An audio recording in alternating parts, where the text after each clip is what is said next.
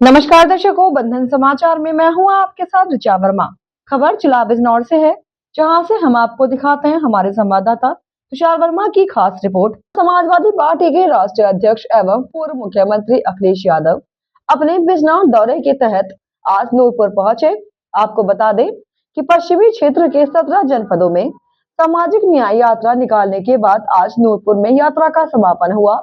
पूर्व मुख्यमंत्री का हेलीकॉप्टर नूरपुर के खालसा इंटर कॉलेज के मैदान में पहुंचा, जहां अखिलेश यादव का मंच पर पहुंचने पर पार्टी के पदाधिकारियों एवं कार्यकर्ताओं ने उनका फूलों का हार पहनाकर स्वागत किया। साथ ही उनको उपहार भी भेंट किए गए। आपको बता दें, समाजवादी पार्टी द्वारा लखनऊ से शुरू की गई सामाजिक न्याय यात्रा का नूरपुर के खालसा इंटर कॉलेज के मैदान में समापन किया गया।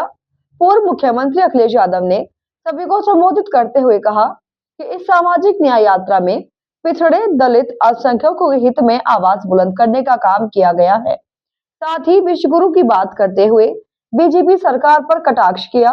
उन्होंने बीजेपी सरकार की नीतियों पर भी सवाल उठाए। पूर्व मुख्यमंत्री अखिलेश यादव के कार्यक्रम को लेकर पुलिस प्रशासन भी सतर्क दिखाई दिया और सुरक्षा व्यवस्था के कड़े इंतजाम किए गए। 400 सीसीटीवी कैमरे छाने हमने, 400 सीसीटीवी कैमरे, और जो हत्यारा उसकी चप्पल से हम पहचान गए कि हत्यारा कौन है। हम उन्हीं बीजेपी के लोगों से जानना चाहते हैं कि अगर 400 सीसीटीवी आप खंगालते हो तो कई हत्या ऐसी हुई जो लाइव हुई हैं।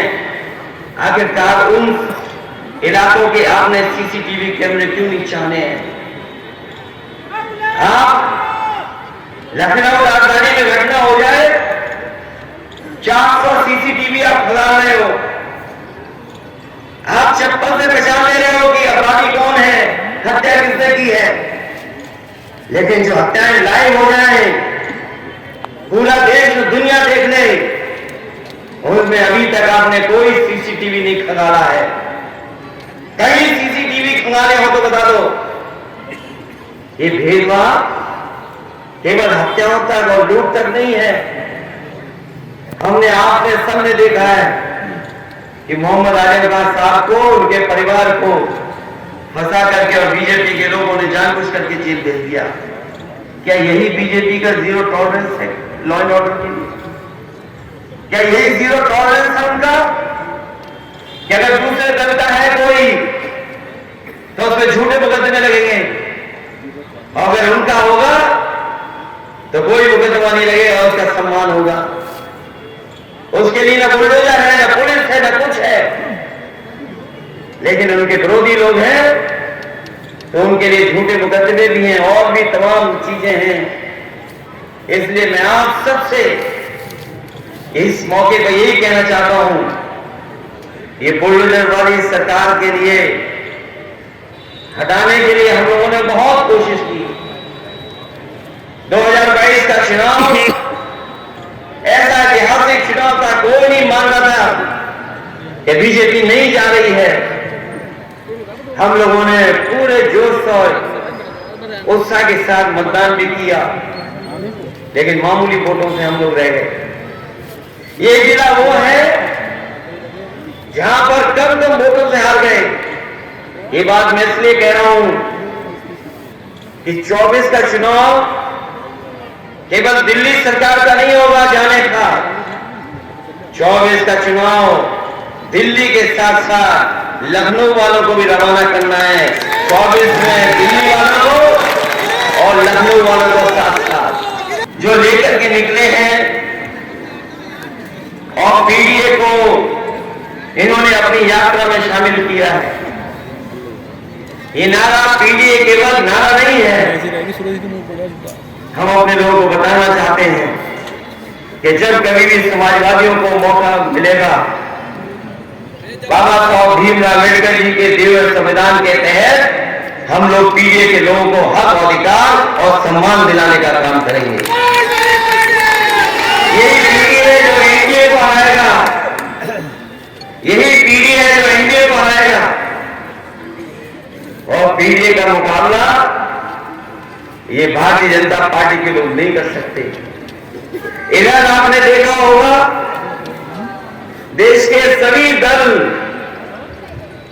कह रहे हैं कि जाति जनगणना हो, जाति के हिसाब से हक और सम्मान मिले।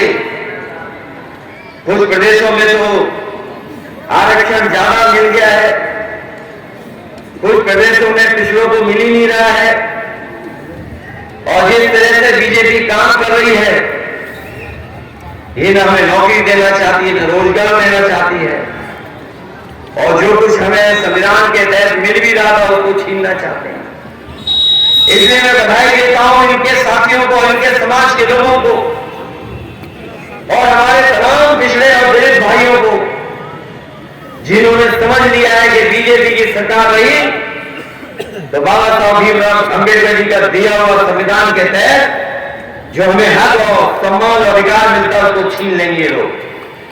एक साल की इतनी हो गई है कि कोई किसान और गरीब अपने बच्चे को नहीं पढ़ा सकता है। इसलिए सवाल बहुत महत्वपूर्ण है। इन सवालों का जवाब और खासकर गरीब, पिछड़े, दलित और संगत भाई, खासकर मुस्लिम भाइयों को अगर कोई मुख्य धारा में लाने का काम कर सकता है तो वो समाजवादी लोग हैं। ये समाजवादी पार्टी वही है जो बाबा साहब भीमराव अम्बेडकर जी के सिद्धांतों पर चल करके डॉक्टर राम मनोहर लोहिया जी को उनके फैसलों को आगे बढ़ा करके और नेताजी ने जो संघर्ष किया उसका रास्ता अपना करके प्रदेश को, देश को नई दिशा देना चाहती है। हम बधाई देते हैं अपने रामोदास सैनी जी और उनके समाज के लोगों को, जिन्होंने ये फैसला लेकर के इस यात्रा को इतने जिलों में ले जा करके और आज अब समापन किया है तो बड़ी संख्या में लोग आए हैं। मैं आपको बधाई देता हूं और आई हुई जनता का भी धन्यवाद देता हूं और इस उम्मीद, इस भरोसे के साथ कि आने वाले समय में जो संघर्ष चलने जा रहा है, जो लड़ाई छिड़ने जा रही है, उसमें आप सब लोग मिलकर के समाजवादी का साथ देना, समाजवादी पार्टी विकल्प के रूप में भारतीय जनता पार्टी का मुकाबला करने के लिए काम करेगी और उत्तर प्रदेश से भारतीय जनता पार्टी कैसे बाहर जाए उस दिशा में हम लोग काम करेंगे।